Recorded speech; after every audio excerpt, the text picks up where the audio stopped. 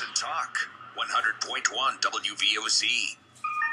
Good afternoon. It is 7 minutes after 4:07. This is Jonathan Rush. He's Kelly Nash.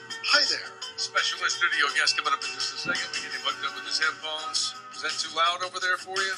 I'm good. Okay, good. All right, good to have you in the studio. Every time, by the way, and today we're speaking with Benjamin Dunn. And every time we talk to someone who's running against Lindsey Graham in the Republican primary for U.S. Senate, one of the first things I'll say is, how you doing? And there's always a reference to suddenly how big our state gets once you drive from city to city, town to town for all the meetings. And I know I got to tell you something. I think with all just with you guys running against Lindsey Graham, we should have a huge injection into our infrastructure having to do with bridges and roads, because that gasoline tax has got to be killing you. Yeah, I was about to say, you might want to put some money in some oil stocks, because there's a lot of folks. Not if you take just the U.S. Senate candidates and the state superintendent education candidates, exactly, you got a bunch of folks. Yeah, they were. You guys are creating traffic problems with the number of cars on the road, just with the candidates transversing back and forth. And there is no easy way to get to Beaufort. Have you been to Beaufort? Actually, not yet. I've got a couple of things lined up there. But yeah, when you're going to the Horry County area or heading down to Beaufort, no real direct way to get there from here. Anyway, I know that you have been working hard and getting your message out. We'll give out your webpage first and foremost for those who have not been there. It's BenjaminDunn.org, spelled exactly as you might imagine. Well, D-U-N-N. Some people might spell T-O-N-E. Nobody spells the last name Dunn like that. And I will also tell you, he's got a little Google problem, not a Santorum-sized Google problem, but there's a musician named Benjamin Dunn. So if you Google Benjamin Dunn, there's a guy who's going to take up all the guy. Yeah, there's a I've never met him, but apparently there's a Christian contemporary rock kind of guy named Benjamin Dunn, who, from what I've read about him, seems like a heck of a guy, but I'm not the music guy. Well, by chance, does he have a position on immigration, and how is it different from yours? I really have no earthly idea where he's coming from on immigration. Now, where I'm coming from is that, first and foremost, you just can't have amnesty. I just don't see that it makes a lot of sense to say that just because you've broken the law for a certain period of time, that now entitles you to some benefit.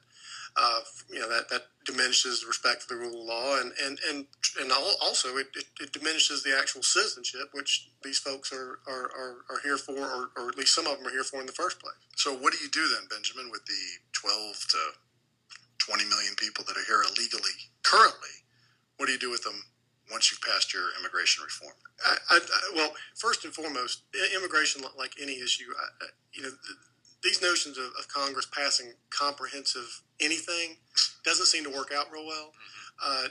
Congress does a much better job when they take things in small bites. I understand that there are political reasons why they try for these grand bargain, compromise solutions, but it just hasn't worked out well. So anything that runs 800, 1,000, 1,200 pages in length, that's a piece of legislation, that might be a good novel. If you're, into war and peace and whatnot, but it doesn't really make much, I think, sense when it comes to legislation. So, for example, on the immigration issue, I think that the first and easiest thing to do is just make E-Verify a national requirement. We have it here in South Carolina. Clear Channel has to do it. Sure. My law firm does it. All the other businesses around have to do it. But it's not a national requirement. If you make it a national requirement, then you end up with folks that are coming into our country to work. They have a biometric ID card. We know who they are. We know why they're here, and we have some ability to keep track of them. And the enforcement comes on the employer end. So when you get particularly industries like agriculture and construction, where you have a lot of a need for this labor, at least to a certain extent, once the businesses realize that there's significant criminal and civil penalties for breaking the law, the job pool that draws a lot of the illegals here in the first place dries up. And so I think over time, a lot of the problem takes care of itself. It will not happen, within a period of days or weeks, and it will not solve the problem entirely. But I do think that you make a tremendous step towards riding the scales on immigration just by doing that one thing. It's already in place. The E-Verify already exists. We've already got the framework out there. Kelly had a great conversation with a construction guy, I believe, out of North Carolina the other day on No, Friday. he's actually out of Rock Hill. That's right. And he was saying the same thing you're saying. The E-Verify, because of the states and their different situations, we got to have the national policy on that. So you're saying E-Verify first? Because that stops the enticement because the employers are then under the gun of federal prosecution? I don't know if you want to exactly say it first, but yes, it needs to be done as soon as possible. The only reason I hedge on it being first is, border security. I know border security is a big deal with everybody who's a Republican, but in my mind, border security is a national security and a law enforcement issue that also happens to impact immigration. The reason why there are organizations like the Sinaloa drug cartels is because it is relatively easy to move guns, drugs, cash, and people back and forth across our southern border. Also, if you're a terrorist type and you're thinking, I'd like to get the components for a chemical or a dirty bomb or some other type of WMD into the United States, you have to at least consider the southern border as a relatively easy avenue to accomplish that.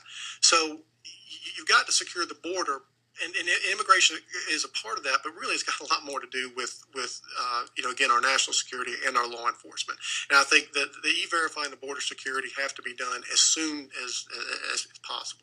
Talking with Benjamin Dunn, who is running for Senate here in South Carolina against Lindsey Graham and a host of other folks. What about tax issues?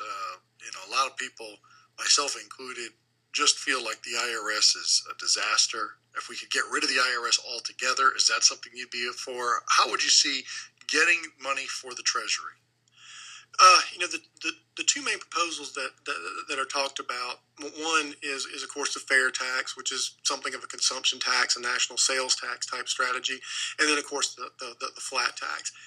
Probably the fair tax lines up a little better in terms of where I'm coming from and being a conservative and what I want the government to do.